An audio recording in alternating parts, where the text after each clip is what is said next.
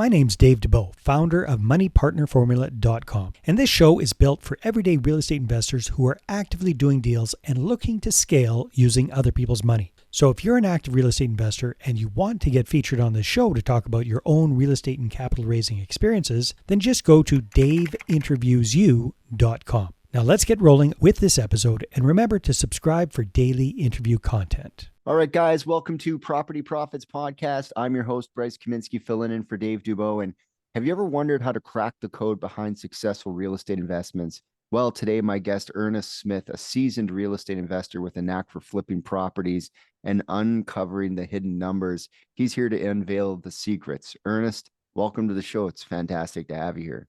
Thanks, Bryce. I appreciate it. Thanks for having me on. Yeah, no problem. So can you tell me a little bit more about your journey into real estate investment, starting with the whole fix and flip and now transitioning kind of into that buy and hold strategy? Absolutely. Love to. So I started out in college and went for draft design engineering and got into knowing how to design a house. And then ultimately when I was, I think 22, 23 is when I ended up buying my first property. And that was kind of, I think, house hacking before house hacking happened.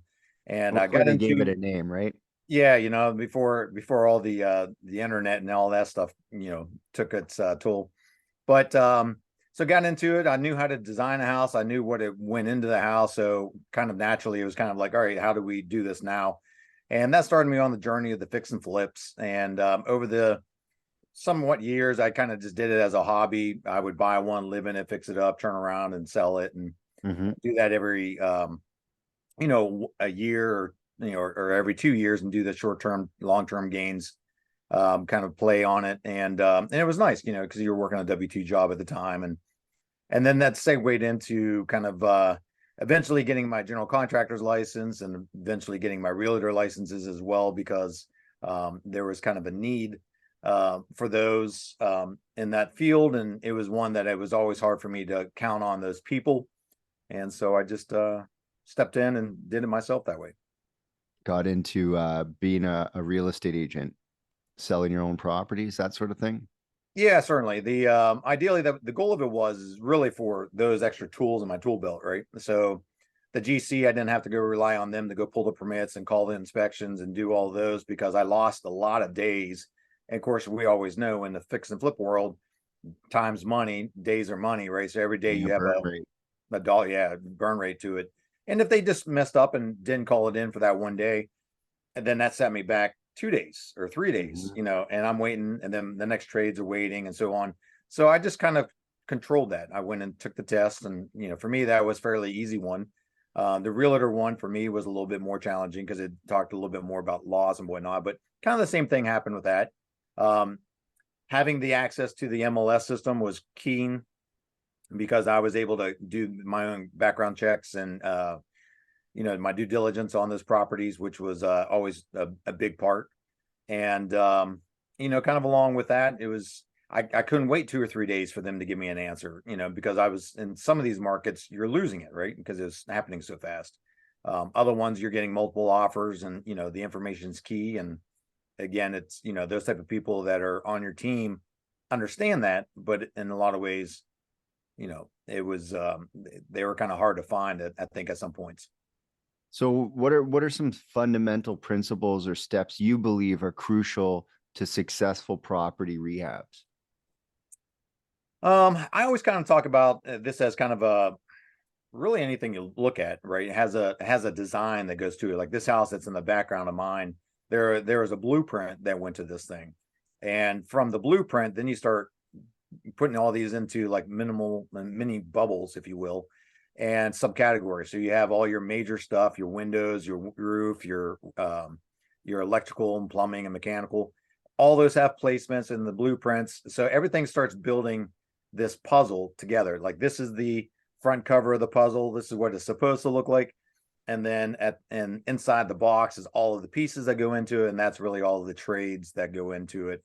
And then each of those will have a budget. So the more that you really understand the end goal of what it is and work your way backwards, and then you're having the price to go along with it, I mean, that's where you're able to really get to a point where you can fully understand the scope of work, what the full true cost of the project's going to be, and not just throwing out a guesstimate. Mm-hmm. So how do you assess the potential of a property on rehab, especially in terms of its financial viability? Um, I think for me, just because I came from the design side, doing the drafting design engineering, that I already kind of came with a left mind and a right, a left and right brain kind of situation. And I think a lot of times they fight with each other up there, but still on the same side. Um, I'm able to kind of walk into a property knowing that if I put on my GC hat, what do I need to look at? Well, I need to look at the foundation. I need to look at, what's the systems look like? I need to look at, windows and roof and the major things and find out if they need to be replaced or not, right? And so it's kind of taking the picture like that's behind me, taking something like that, being that's your finished product, and then working your way into that that scenario of that house. So if it's a single story ranch, obviously it's going to be a little different. What do you want it to look like aesthetically on the inside and outside? Do you have to redo kitchens and bathrooms? And those are the money makers. So it really kind of dives into what's the house need and what do you want to put into it, so that way when you're doing on the retail market. And then obviously not putting so much personal touch into it, because really when it comes down to it, you're not living there. You're wanting to appeal to the masses, and that's where I think a lot of people kind of oh hey, I like this, and they put in this $5,000 soaker tub in it because they really like it, but they're never going to use it. So Yeah. so it's being practical, and then also knowing where your market is. We've gone in and flipped like $75,000 houses, and we flipped $900,000 houses that we sold to like 1.2 million kind of scenario. Obviously the fit and finishes in each of those are going to be a Ferrari to a Yugo, so it's going to be vastly different. And you just have to kind of understand what that is, and your budget kind of goes appropriately.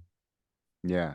So, with flipping especially, how do you stay adaptive and strategic when the market's in fluctuation like we've seen in the last couple of years? These changes affect the approach for sure. So how do you go about building that into your approach and analyzing your project numbers?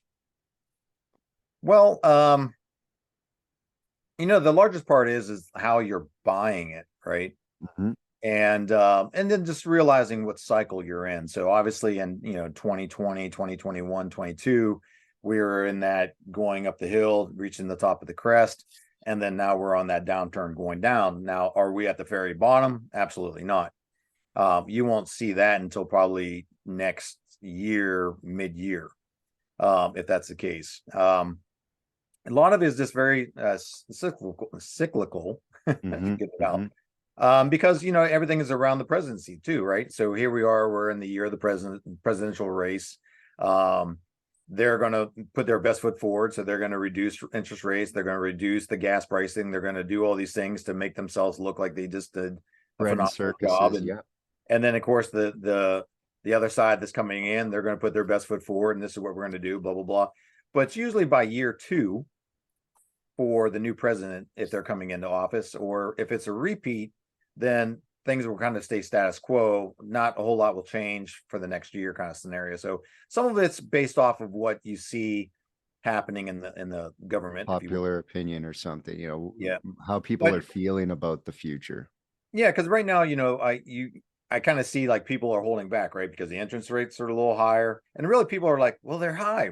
They're really not high. They're fairly average, compared to where we have been.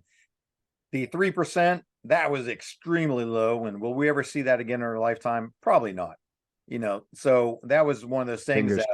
Fingers crossed. Oh, it'd be phenomenal if you did, right? Because we'd be back to where we were. But when you look at the economy then and economy now, but if you look at the economy now versus what it was, 6 years ago, it was pretty close to being the same. So when you really look at those scenarios and just understand, hey, if I'm buying here and I'm in an up market, there's going to be a part where the inflation of products, the number, your equity in your properties, all these things are going to go up. until they can't go up anymore. And so you have to buy right.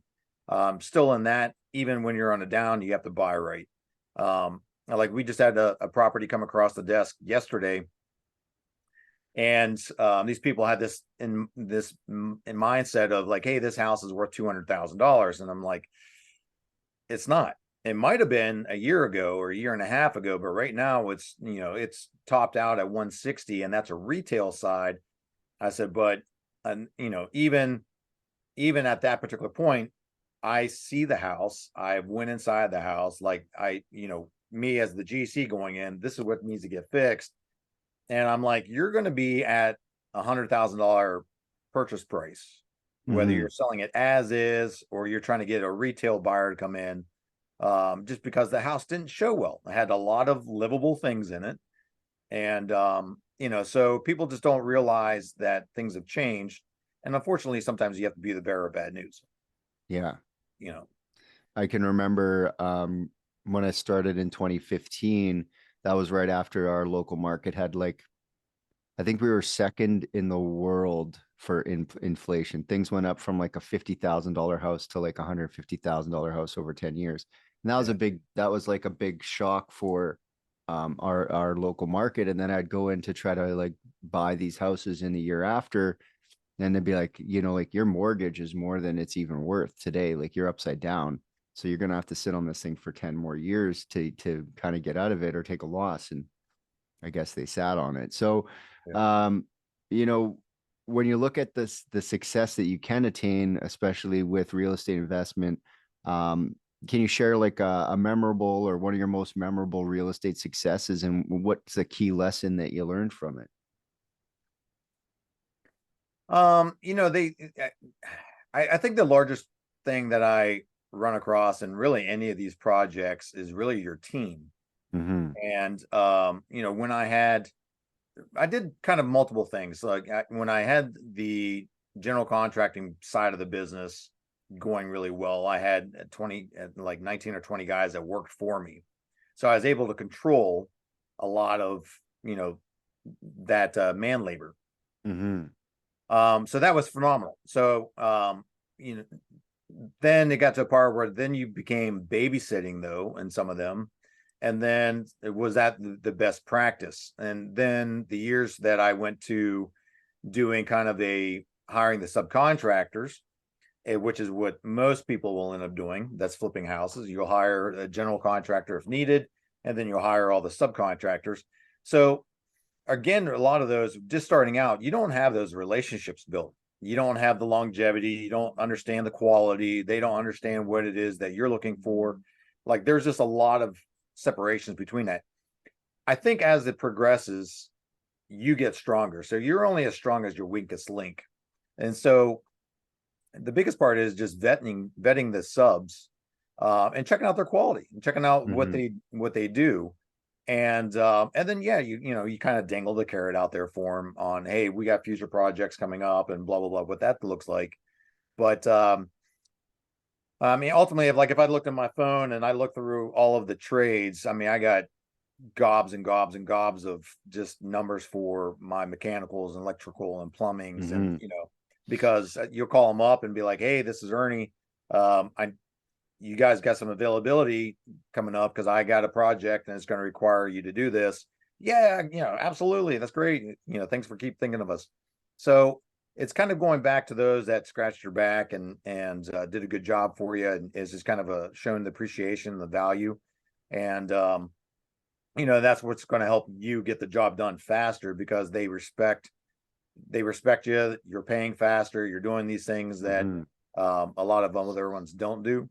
And so you're able just to, control that overall process greater, and which obviously in your bottom line is faster to the payday, right? Yeah, especially in the flipping business. So let's pivot a little bit, with the whole buy and hold strategy of things. What are some creative techniques you've had to implement to working with sellers in the context of buy and hold as opposed to the flipping side of things? Very good question. So we've done some where we've gone in and had the owner financing, where they've just gone in and become the bank, which is phenomenal because that's the way for them to be able to get some money during while this is going on without us having to outlay a lot more, money into buying the property and doing all that. So we can essentially bring in some other private lenders at a different rate that may only say, hey, we're willing to do loans, but we're willing to do more micro loans where we're doing $50,000, not 150,000, right? So we're able to kind of bring those investors in. We've had some where we've actually done more of like a subject to with the person, or even we've done some lease with the options. And ideally, those kind of all very similar, but each of them have their own kind of unique critiques to the seller themselves, based on their situation of what they owe on the property and what we're having to outlay and their needs to move, and whatever those variances are. But that really works out in kind of the terms of it. And so we've done one, for instance. I think we if I remember correctly, because this has been a couple years ago, but we did like $1,000 down. We paid this guy $500 a month.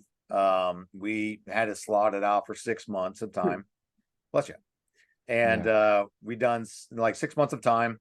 So he made essentially $3,000 during $1,000 up front. We had it set to buy him out at like $85,000.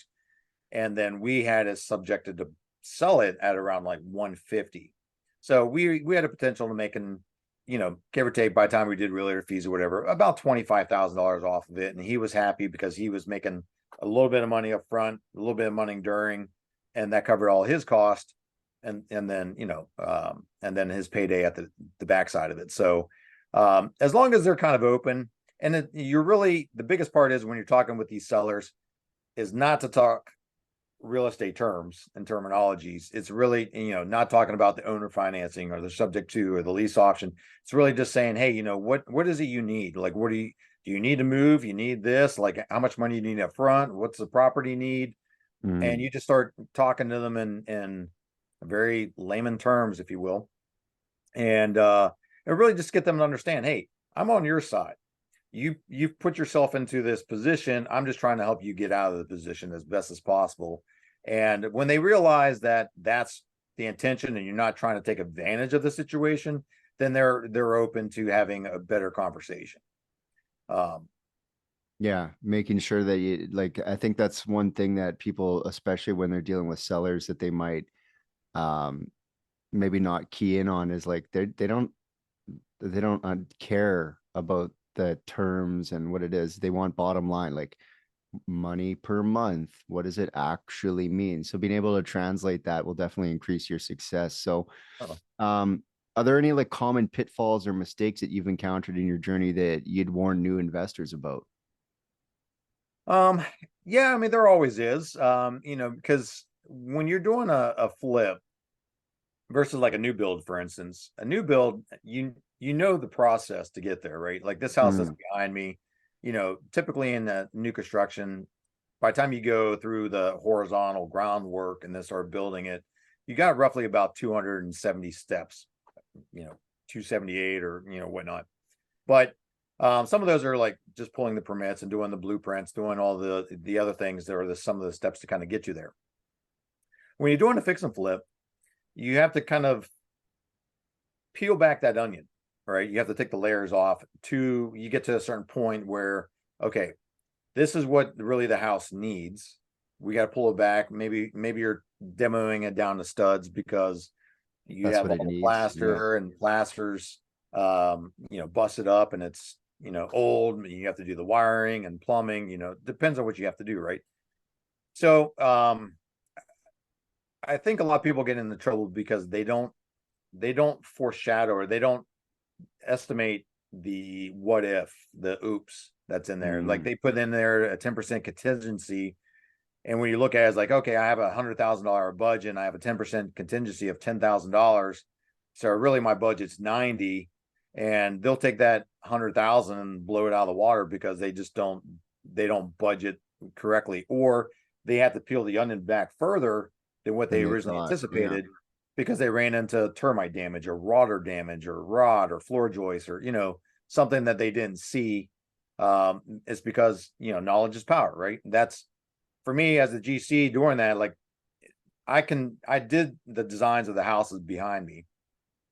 So I understood the paper version of that. Doing the GCing, I understand peeling back the layers and doing a reverse, and then what it takes to go forward. And then obviously as the realtor side is like, hey, this is the finished product. I'm putting it out in the market. So the pitfalls are really just kind of, knowing, just kind of gathering some basic knowledge, even, going on YouTube University, going on to Google, pulling up what framing looks like and what it's supposed to look like. And hey, is your sub doing this correctly or not? It's just having some very basic knowledge of that, because just like taking your car to a mechanic, you tell them, hey, you got a sound happening. You don't really know what it is. The next thing you know, you walk out of there a couple $1,000s and it could have been $500, right? Yeah. If you were Yeah. just kind of known some.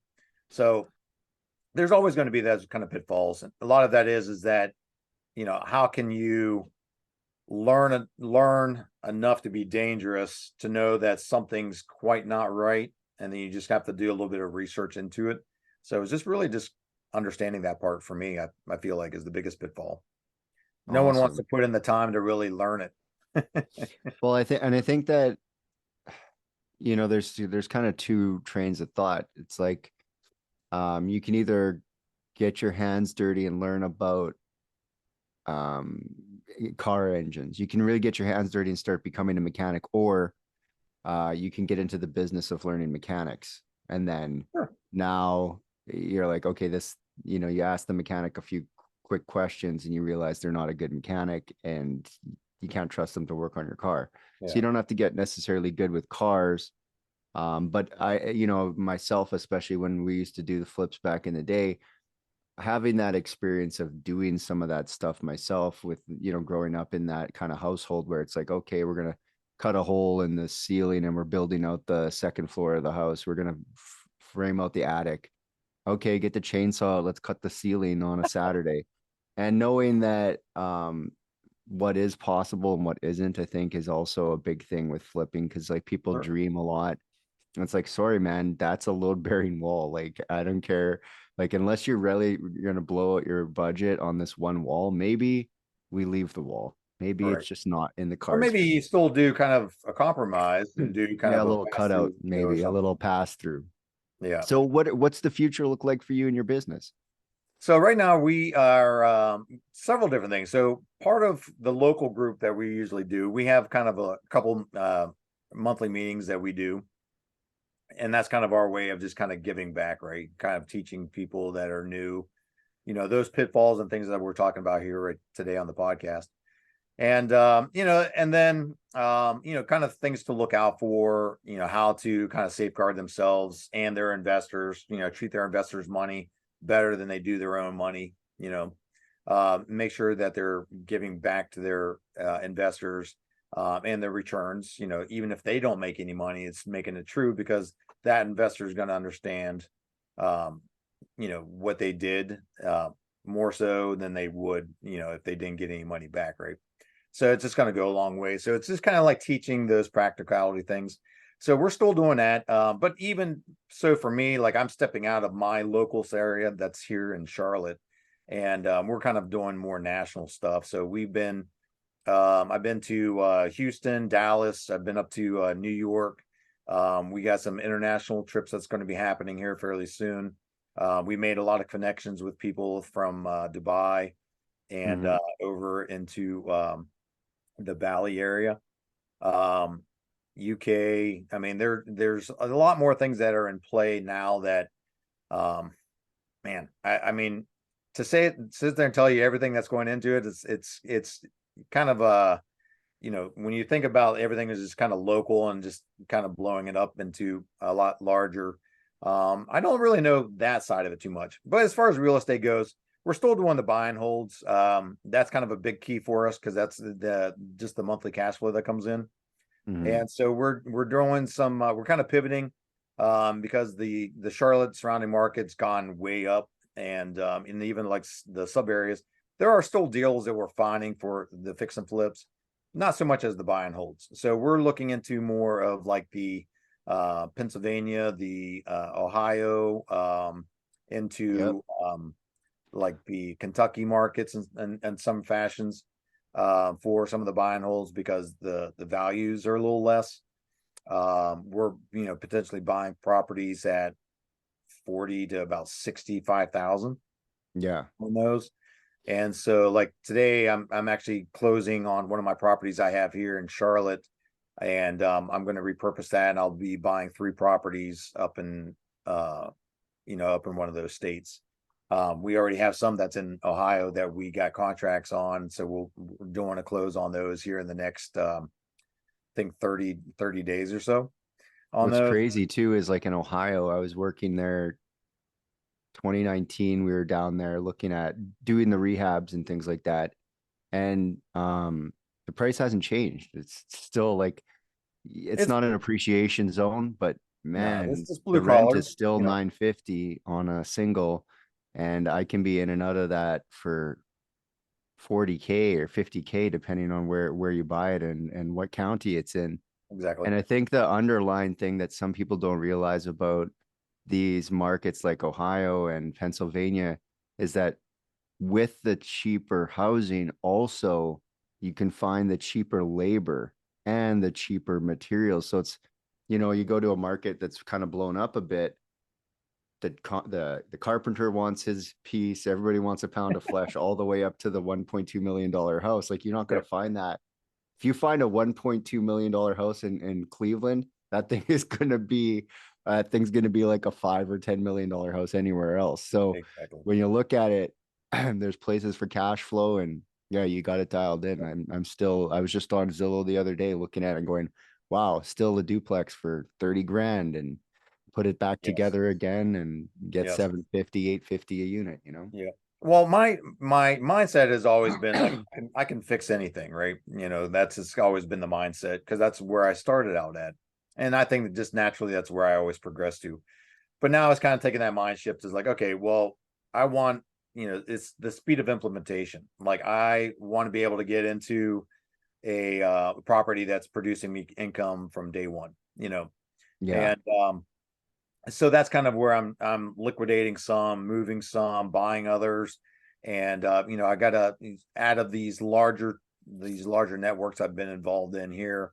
You're with like-minded people. And even Yeah. though the smaller ones you are, but these are like-minded people that are moving faster, that have, Yeah. funds, or they have the lenders behind them that's got funds, and they're willing to partner up. And because they, again, at the end of the day, it's the speed of implementation, like how we can consolidate our resources together and buy things a lot faster and move things a lot faster and do things at a higher volume, buying multiple packages at, a couple $1 million kind of scenario that, someone that's just starting out, they're like, no, like Too 50 big of a grand, piece, 100,000, it's good, but Yeah, find me a 20K house to go and paint myself. That's like the starter package, It yeah, comes with a gift card to Home Depot, and you can go down there and get started. love them.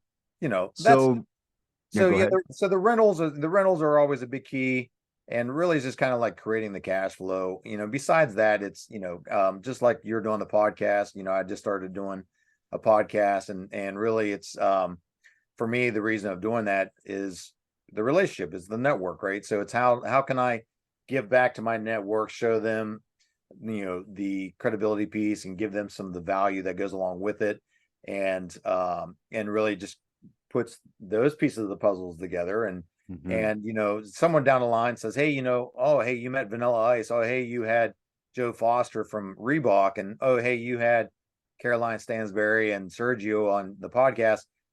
Some people will be like, I don't know who any of them are, and then other Yeah, people will be like, oh my god, you had them on yours. And and it's yeah, opens up a whole different thing to it.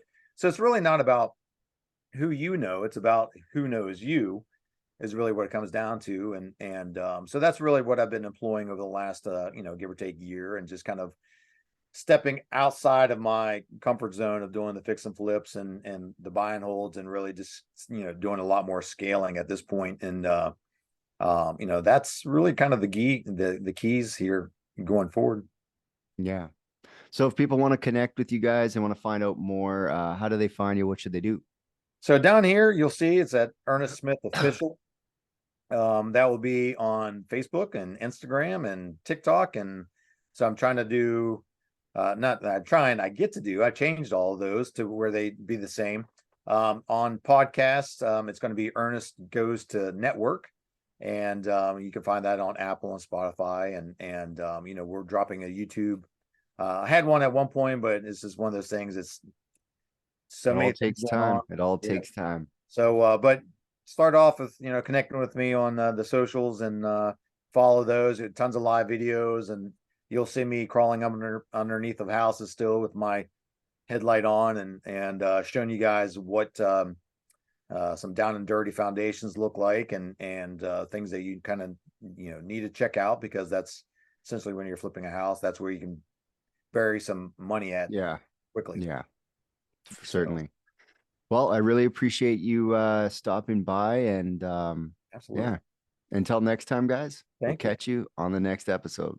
Hey there, I really hope you enjoyed that episode. And as always, if you want to listen to more daily interview content, make sure you subscribe. And if you're an active real estate investor and you're doing deals and you'd like to get featured on this show, then just head over to daveinterviewyou.com. Now at moneypartnerformula.com, we help real estate investors to create a process for predictably getting capital so they can do more deals without relying on hard money lenders or the banks.